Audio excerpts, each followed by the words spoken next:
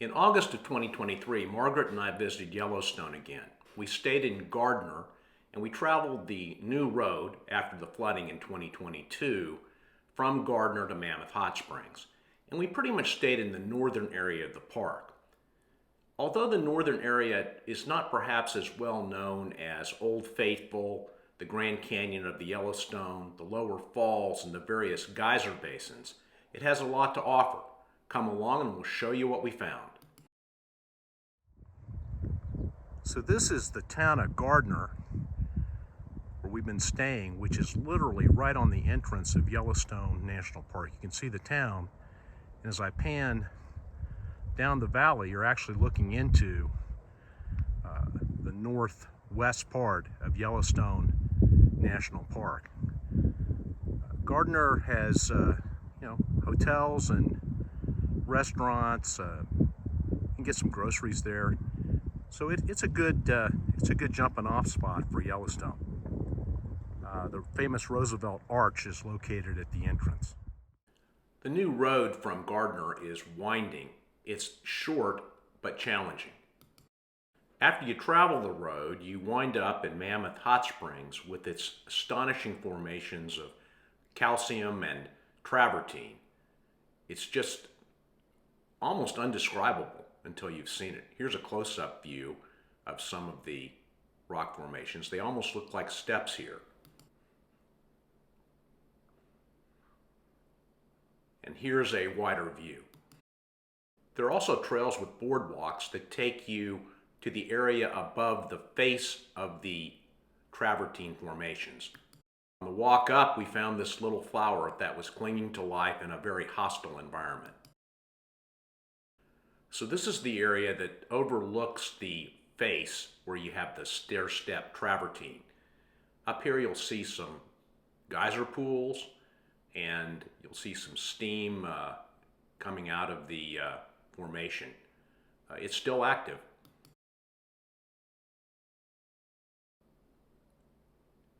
And here's a closer view.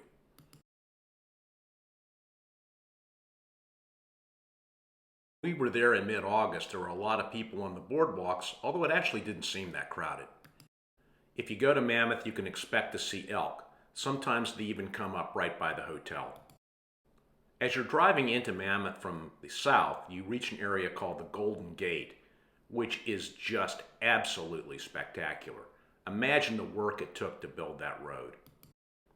And the Golden Gate is pretty spectacular under the stars, too. This is a pretty little waterfall that is just off the road near the Golden Gate. This is Bunsen Peak and a little lake in front of it in the setting sun. It's a beautiful mountain.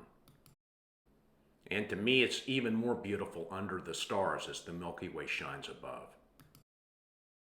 Also on the way to Mammoth, you'll see these areas where boulders are strewn. Presumably they were scattered there by glaciers. Kind of amazing. This is from a viewpoint on the way toward Tower Falls, and you can see the Yellowstone River. It's just absolutely beautiful. You can really hear it even though you're way above it.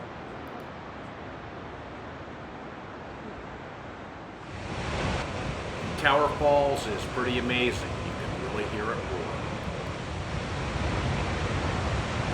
And this photo provides a closer view. As always, Yellowstone's an amazing place for night sky photography. This was taken near Floating Island Lake. And this shot, which is a personal favorite, was taken just south of the northeast entrance before you get to Cook City. I like how it shows the Milky Way over the mountains, the river, and then the reflections in the pool. The northern part of Yellowstone may not have all the famous landmarks as the lower loop in the park, but it's still an amazing place to visit.